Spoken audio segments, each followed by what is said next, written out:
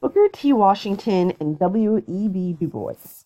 Now, these are two African American historical figures that you may have a little bit of familiarity with from other U.S. history classes because them and their kind of feud gets talked about quite a lot. Um, so, Booker T. Washington. Washington was born in Virginia on April 5th of 1856. Although actually, a little correction on that. He's not sure entirely the day he was born.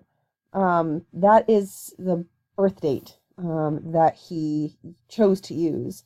But because he was born in 1856 in Virginia to an enslaved mother, he was born a slave. So much like Frederick Douglass, who was talking about not knowing, the exact day he was born, Washington didn't either. Also, like Douglass, it's very likely that his father was a white man from a neighboring plantation. Um, Washington says about his childhood, I cannot recall a single instance during my childhood or early boyhood when our entire family sat down to the table together and God's blessing was asked, and the family ate a meal in a civilized manner. On the plantation in Virginia, and even later, meals were gotten to the children very much as dumb animals get theirs. It was a piece of bread here and a scrap of meat there. It was a cup of milk at one time and some potatoes at another. So he doesn't grow up in a very kind of structured or family-oriented situation, largely because of slavery, and also because of the poverty that came after slavery. He was freed at 9 years old in 1865. He was freed under the Emancipation Proclamation when a plantation in the area that he lived in was liberated by Union troops. So while later in 1865, the 13th Amendment would be passed, which totally outlawed slavery, he was freed technically under the Emancipation Proclamation when the Union troops showed up. For education, when he was freed, he was illiterate, so he's 9 years old with no education. He started to attend one of the local schools and learned to read and write there. He also worked in salt furnaces and coal mines in West Virginia. That was where his family moved because his stepfather, his mother's husband, lived there in West Virginia. So that's where they went after freedom. And so he was working, but he was smart. And so he was able to attend Hampton Normal and Agricultural Institute, now known as Hampton University. Now, the reason it's called normal, sometimes it'd be called normal schools or normal institutes. Westfield State University was the Westfield Normal School. Those were basically teacher educational centers. So that's where you would go if you wanted to become a teacher specifically, the normal schools. He worked there at the school to pay for his studies, cleaning the classrooms and doing those kinds of things because, he and his family did not have the money to pay for his education, but he was very smart. And so, his teachers there, they recognized that they wanted him to be there. And so they tried to give him some opportunities that he'd be able to earn some money to pay for the education that they saw he'd be able to use so well. He then attended for a time the Wayland Seminary, now Virginia Union University. And from there, in 1881, he was put in charge of the new Tuskegee Normal and Industrial Institute. It would later be the Tuskegee Institute and is now Tuskegee University in Alabama. So again, Normal and Industrial Institute. So this is, you can tell by the name Normal that one of their big focuses is in teaching teachers, teaching the future educators. At first, there was an old church that the Institute was housed in, but then he was able to acquire an old plantation. It was very run down. So the students, they built their own school. They made the bricks, they built the classrooms, the barns, the outbuildings. They were growing their own crops, raising livestock. This was kind of twofold. He wanted the students to learn trades, and it also cut down on the costs that they didn't have to pay outside laborers. So he wanted students learning trades as well as academics, because the whole goal of this institute was to produce teachers, not just tradesmen, but produce teachers of farming and the trades.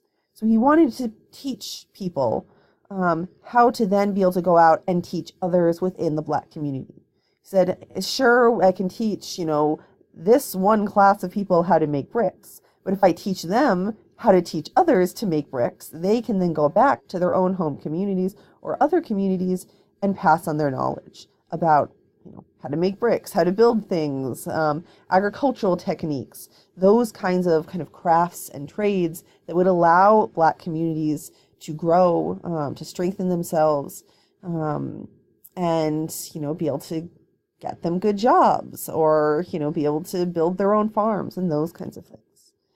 What Washington really had believed was that if Blacks proved themselves, they would gain acceptance from whites. They could prove themselves to be hardworking and respectable, that they would be able to earn those rights that they're supposed to be entitled to, right? Because if he's doing this in the 1880s, this is, in most of the South, Reconstruction has really fallen apart, and that racial violence is starting to set in, or already has set in some places. So this is one of his outlook on how to try to push back against that. Now, Washington ends up being really the leader of Black politics. He ends up being the figurehead of the Black community throughout the South, and the vast majority of people were in the South, of Black folks were in the South, because when he's starting off, it's before the Great Migration is really hitting. That's not going to be starting more till about 1900. So some of the things that he used, his position as a leader of the Black community was raising funds for schools and universities, getting these funds sometimes from white philanthropists up in the North, who would make these donations.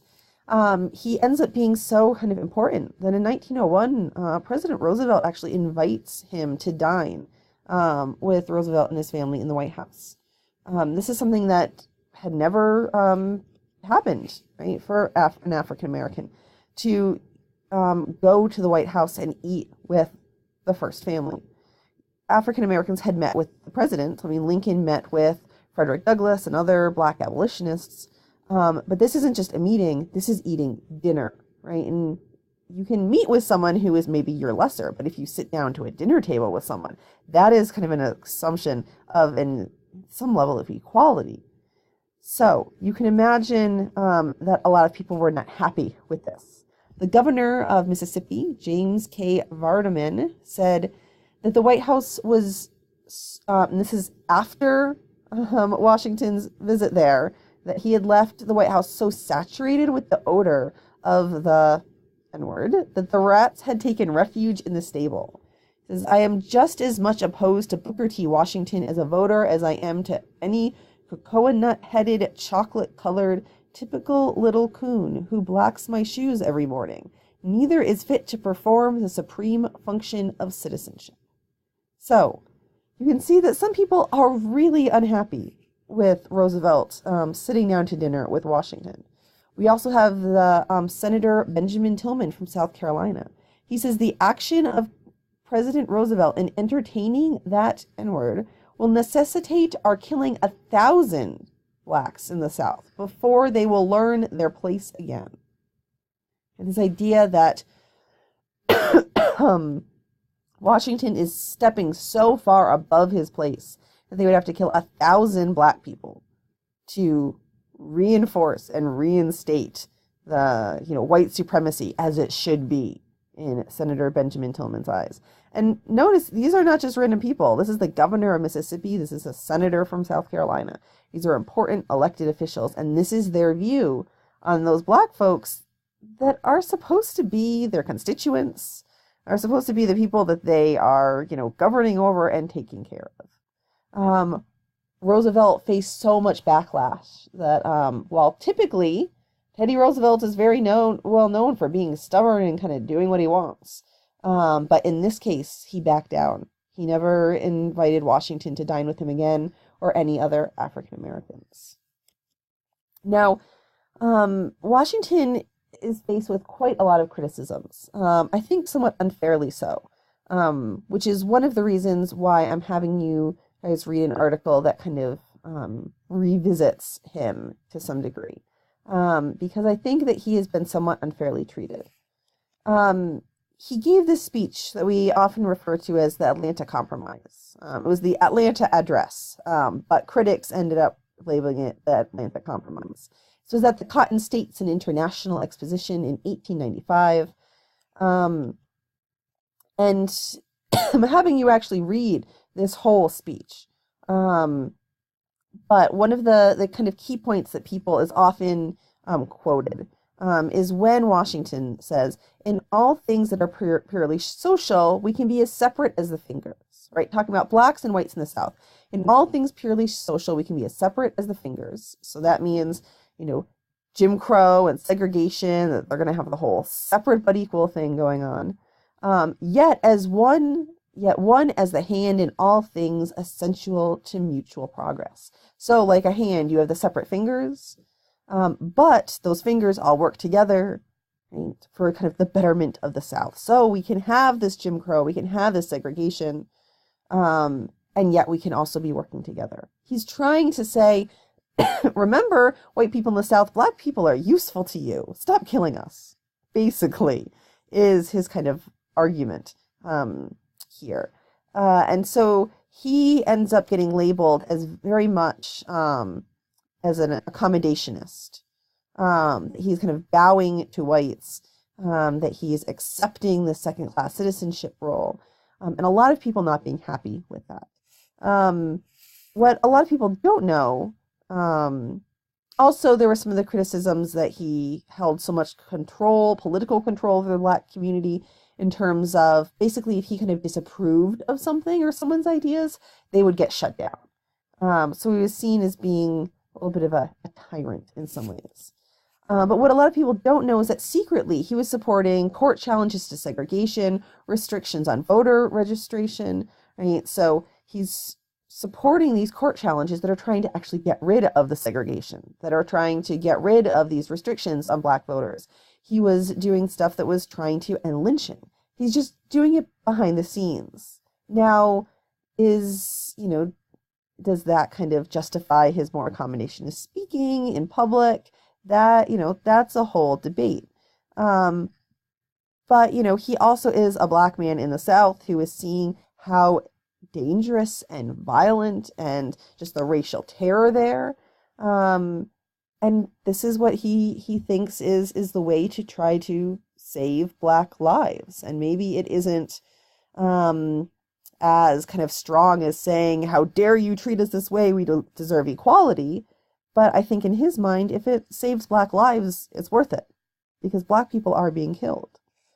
One of the big, so he ends up dying in 1915 at only age 59.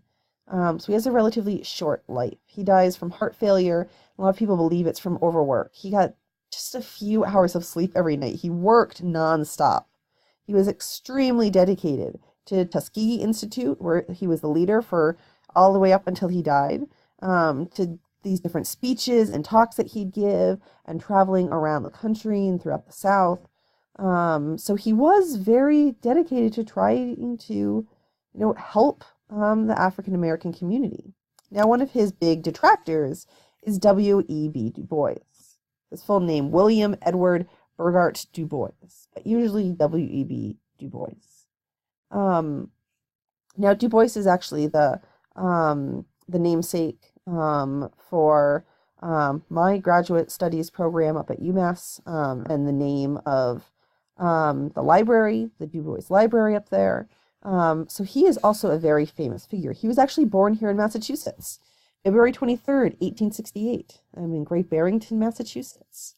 So you can see 1868, he is younger than Washington. He's born after slavery. He's also born in the North, to a family that has been free for quite a long time.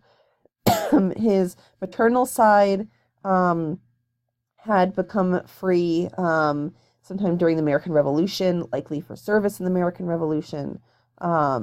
His father's side, I can't remember exactly when they became free, but they were free for a while.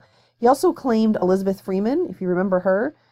She was the one who sued for her freedom here in Massachusetts as his relative.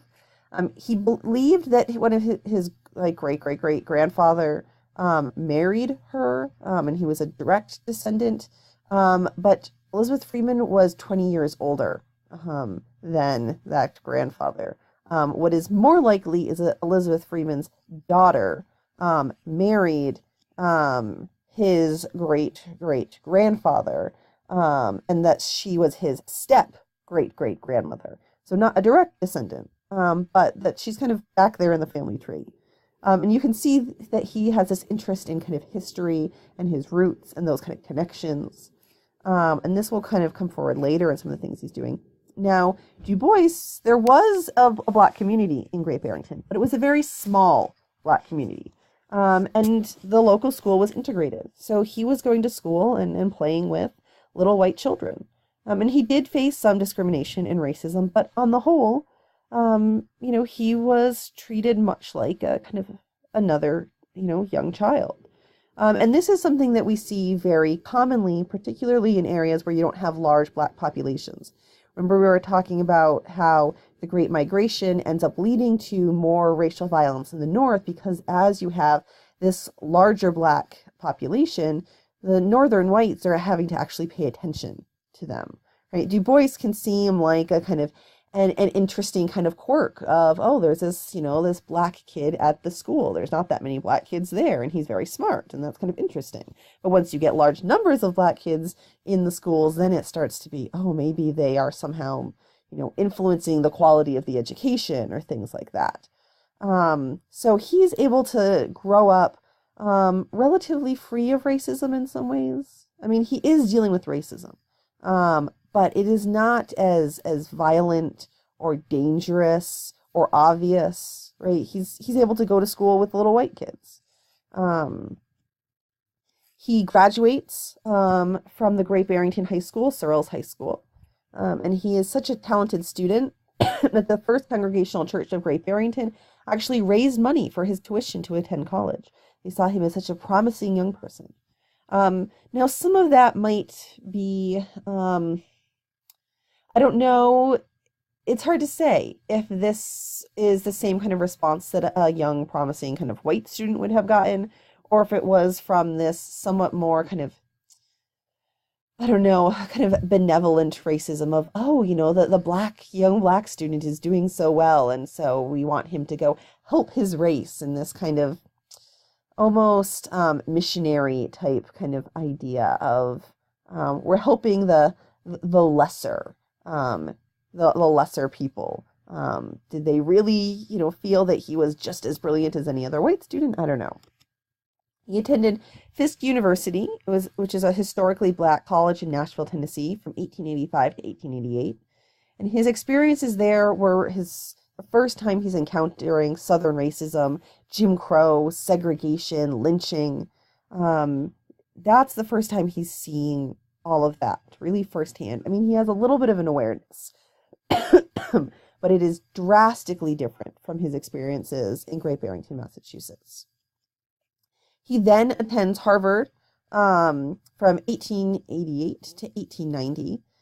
Now, one of the difficult things for Du Bois, for one thing, is paying for it. He had summer jobs. He got a small inheritance from his mother, scholarships, loans from friends, those kinds of things that were helping him pay. But he also had to start over slightly because Harvard did not accept any credits from Fisk University. Having attended Fisk University, they were like, oh, that is almost, I don't know, like having graduated from high school in their minds. So he has to start over.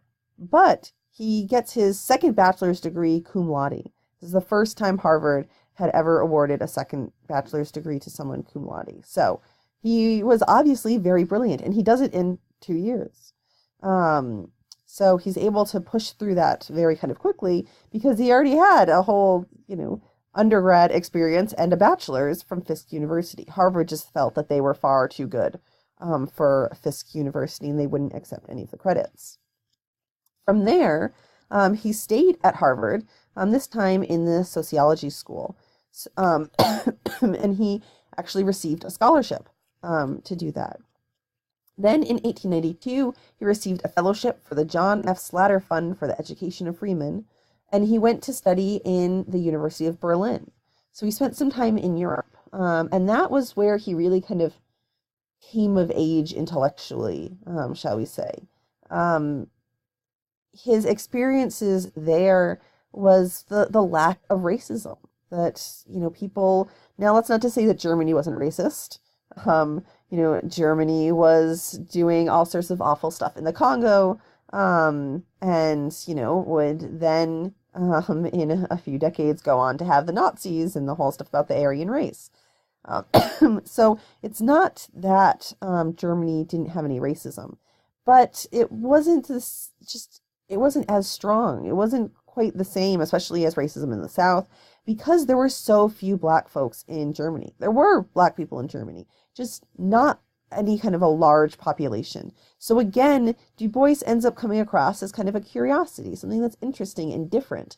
But it's when you have larger numbers of African Americans as a population in a place that then they can start to be seen as a threat in some way, a threat for jobs, that they start getting blamed for, ruining society in various ways. If it's just, a handful of black people, you can't really blame all the ills of society on them. If there's larger numbers of black people or any other kind of ethnic group, it becomes a lot easier to blame them for problems. And that's where you see problems of, racism or, for Jewish folks in Germany, anti-Semitism, that kind of thing. In 1895, he was the first African American to earn a PhD from Harvard University. His dissertation was The Suppression of the African Slave Trade in the United States of America, 1638 to 1871. And so you can see that he's very much focusing his scholarship on issues of African Americans. He's not saying, I'm going to go study some other kind of thing. He is using his education and his knowledge and his kind of brilliance to focus on issues for African Americans. And so he becomes the first African American to get a PhD from Harvard. From there, he conducted sociological field research in Philadelphia's African American neighborhoods. He published the book, The Philadelphia Negro, in 1899. And this was the first case study of a black community in the United States. And it's also kind of important because this is a black man studying other black communities. So that's not to say he isn't maybe bringing in some kind of racist preconceptions that he's gained from maybe some of his white, professors and the educational system. But he's coming at it from a very kind of different perspective. The results from his study led Du Bois to realize that racial integration was the key to democratic equality in American cities. That's what he really believed, that the way to equalize the races in terms of, economics and politics and all those kinds of things was through integration. Du Bois also very much believed that African Americans should embrace their African heritage while contributing to American society. He didn't want African Americans just kind of simply to become Americans. He wanted them to be African Americans. He wanted them to embrace that heritage, to embrace their history, to embrace their African American heritage and their African heritage back to Africa, and to use that to contribute to American society, to, yes, help build up and help grow and be part of American society, but not just to become completely the same as whites, to look at their heritage and be proud of that. And you can see kind of how those ideas will grow later on into like the Black Power movement, the idea of really embracing African history and African heritage. He also believes in this idea of the talented tenth.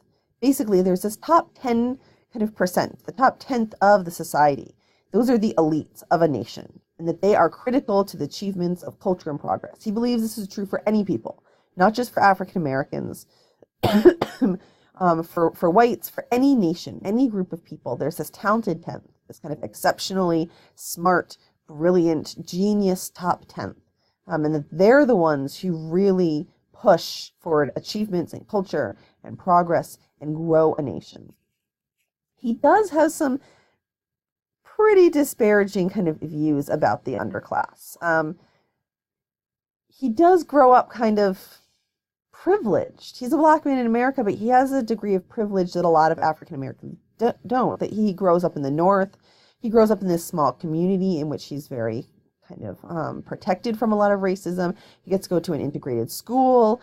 He gets, a scholarship from his local church. He's able to spend this time in Europe. He sometimes describes the underclass as lazy, as unreliable. Now, one thing that sets him apart from a lot of especially white sociologists and whites in general talking about the black underclass is that they're just saying, well, black people are lazy and unreliable in general. He says this is due to societal problems that come from slavery. Right? He says the history, the heritage of slavery. And when he's doing this work in the 1890s, slavery isn't all that long ago.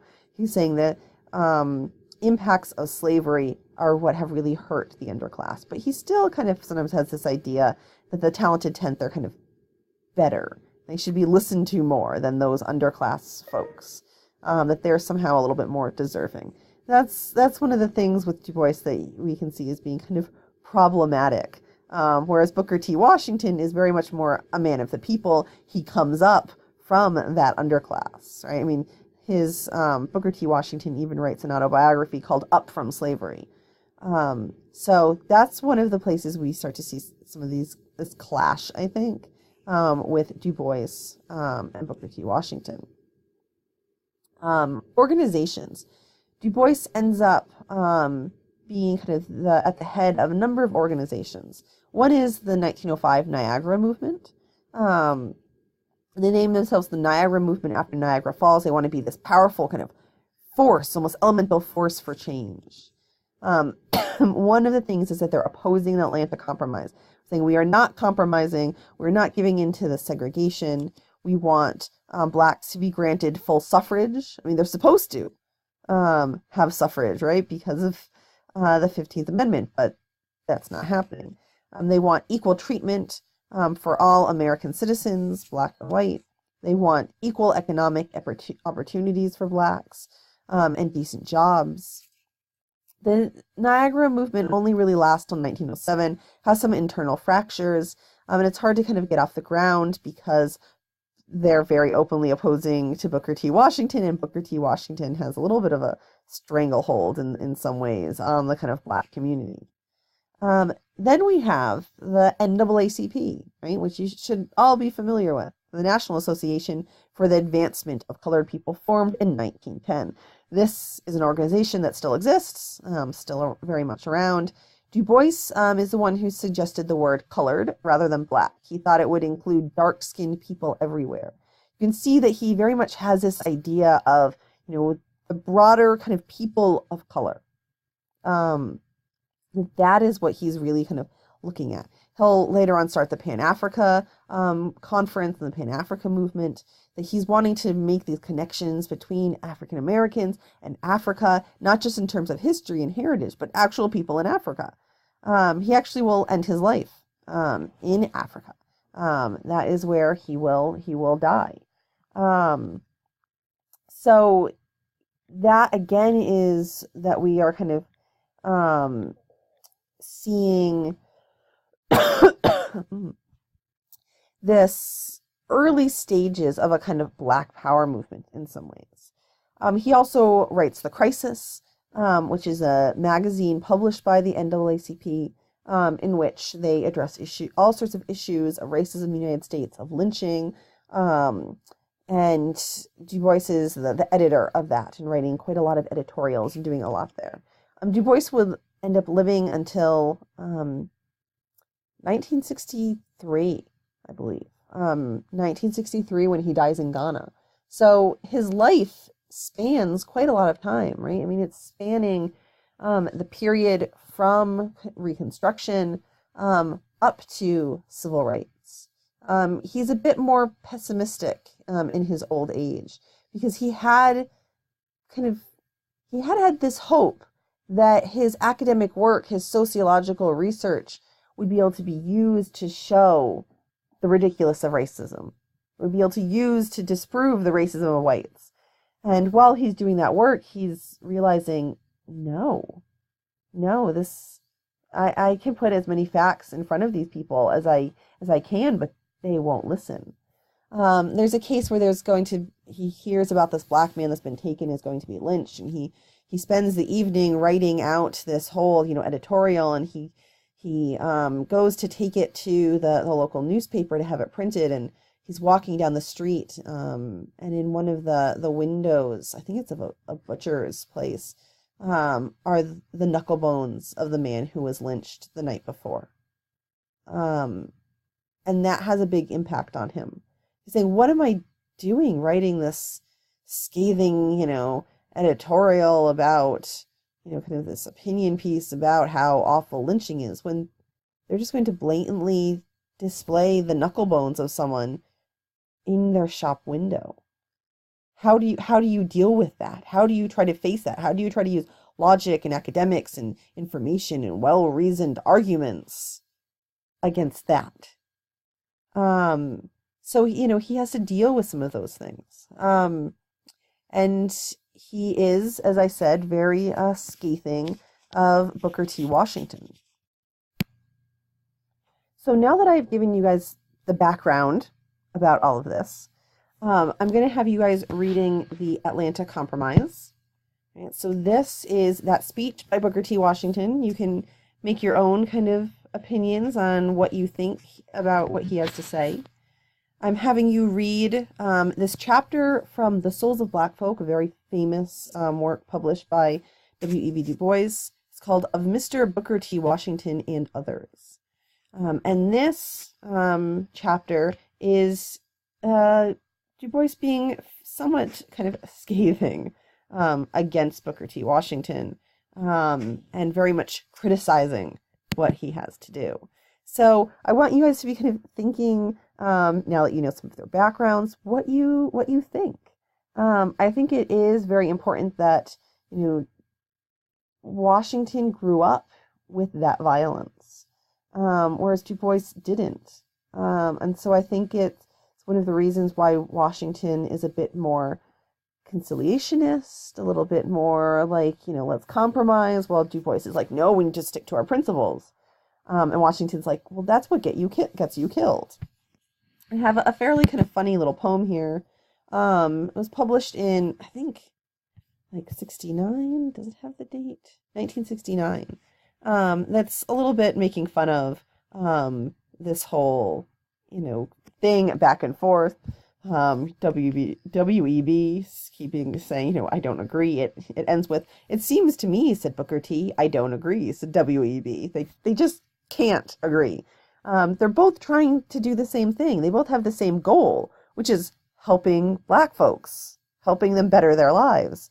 They just have such different ideas about how to get there. And then the final thing is the legacy of Washington revisited. So this is a piece on NPR that kind of talks about, as they open, saying, Washington has a serious image problem. He's such an incredibly influential, important figure in Black history. And yet he gets so denigrated and seen as I say, kind of subservient, a sellout.